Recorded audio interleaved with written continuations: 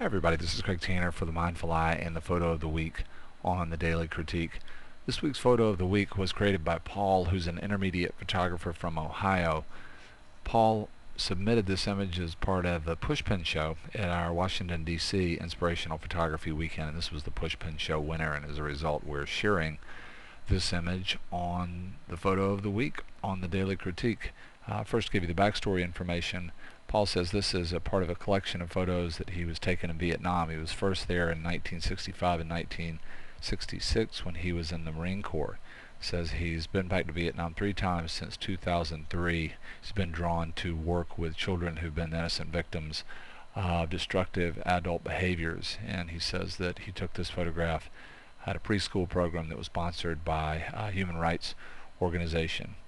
He said that one of the things that really drew him to this picture was because she's looking away. It really invites him to make up stories about her life. And the metadata on this particular image is Canon 40D. Paul used a 24-70 zoom at 70 millimeters. So after the conversion, this is an effective focal length of around 110 millimeters. I want to come back and talk about that for a second. F3.2 and 1/400th of a second is the shutter speed. So let's get right into it here. I did want to mention the focal length, 110 millimeters, is in the classic portrait focal length range. You know, we really sort of talk about anywhere from 85 to 135. That focal length can give us a really nice working distance from the subject. It can allow us to shoot a shot like this, the sort of head and shoulders, so we're in pretty close, but still have a decent amount of working distance from the subject. In this case, probably somewhere around 6 to 7 feet outside of people's social comfort zone. And there are a lot of other things about that focal length that could work really well for portraits. Talked about that quite a bit in other videos. The other thing that I wanted to mention was Paul's mention of the mysterious part of this image, and so I'll start there with what I like about the image. An over-the-shoulder shot is a very classic shot, particularly if we're talking about cinema. In this case, instead of being an over-the-shoulder shot and seeing another person that this little girl might be engaged in a conversation with, it's over the shoulder, and then we're looking at her view of the door, and then the idea that she's looking through the window. And I really totally agree with what Paul is saying about this image. So much of the time, less is more when we're telling stories. And if we can suggest something very powerful, but then leave out some information without confusing the viewer too much, just really depending on what you're trying to say. But if we can leave out information and create intrigue and mystery instead of confusion, be very, very powerful. The viewer starts to fill in the blanks of what's missing. And the idea that this is over the shoulder, we don't see the face. We can make up a story about what this child looks like. We can get a suggestion of what's in the window, and it's pretty amazing. You know, when I think of looking through a window or a door like this, I rarely think of sort of this feeling of plants and a trellis or something being pushed right up against the windows. This almost looks like she's on the outside looking in, and this should be a view of the inside looking out. And one of the things I really love about this image, in addition to the mystery of her face and being able to sort of make up a story about that, to me the view through the window is very mysterious, and it really starts to make me question in a very powerful way. Well, what is the scenario here? Inside looking out or outside looking in, and what's going on in terms of the story of what's on the other side of the door and or window. In addition to the idea of creating mystery, another thing that I'll mention is just the power of hands in portraits. To me, hands have such a powerful ability to communicate. It's such a powerful archetypal idea, and it's something I think about more and more and more when I'm doing street photography or formal portraiture. How can I get a hand or hands into the shot to create another layer of information and another level of story? And it's something I'd really encourage you to consider when you're photographing people. The other thing that to me is very powerful in this image is the idea of color theory. I get a really beautiful sense of muted colors. So instead of the idea of these real strong primaries, like a strong primary blue or primary red or primary green, the colors are understated, and Paul says that he has used a black and white layer at a 30% opacity on top of this image.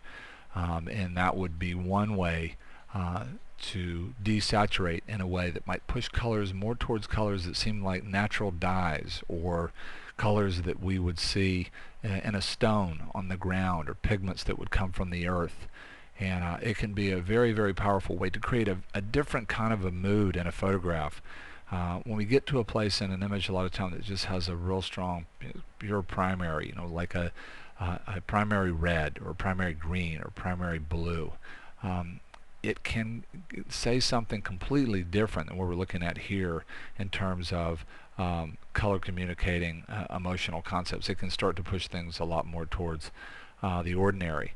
So I'm really enjoying the way colors are understated here, and then just in terms of the colors that are in the image, you've got a powerful suggestion of both cyan and tan, very, very powerful color combination. You also have a powerful suggestion of muted blue and muted yellow from the printer's color wheel. Blue and yellow is a complementary color pair. You have a powerful suggestion of green and magenta. You also have this color in here because of how it's understated, starting to also suggest violets. You could get the feeling of yellow and violet. One thing I love to sort of work with from a color theory standpoint, if I'm working colors in Photoshop or looking for color opportunities, it's the idea of two complementary color pairs as the overall color design. And you have a strong sense of that here, blue and yellow, and green and magenta. A lot more subtle on the magenta part, but this, to me, it's still there. Another thing that I'll mention here is the texture that's in the paint, or the weathering of the paint on the door.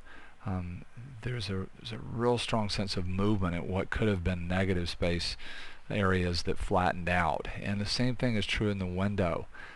In these subjects that could have been flat, there's a lot of detail, there's a lot of texture. There are some real powerful archetypes, even though they're subtle. These patterns that we're seeing of the worn paint start to create these shapes and ideas that can have a powerful psychological effect on the viewer. It just creates what I call another level of story. And as you look at this image, if you slow down, you can really move deeper and deeper and deeper into some of these areas that can start to suggest archetypes that could affect the viewer at a subconscious level. The other thing that I enjoy about this image is light. Even though the light seems to be soft, there's definitely a movement and direction to light. You see the really nice drop shadow here under the hand. You get a sense of direct light coming in and hitting the leaf and then falling off, creating dimension, and you get a sense of that definitely on the back of this little girl's head. And the specular highlights in her hair really help to create a lot of dimension and form in the hair. So even though the lighting pattern isn't really strong, there's still a sense of movement of light in this image. And so many images that are submitted, particularly by beginners, so much of the time people will find that subject matter this interesting, but a lot of times the lighting is really flat and very uninteresting, or is not working with the subject. And light is such a powerful part of the design of photographs. It's just one of the key ingredients. Something I'd really encourage you to think about is how can you work with qualities of light that are either subtly dimensional or more dimensional, that help to create more of a feeling of emotional depth and physical depth in your pictures. So many things to like about this image. I want to say a big thank you to Paul and all the people that supported our weekends, and we hope to see you again very, very soon on the Mindful Eye. I hope you have a great weekend.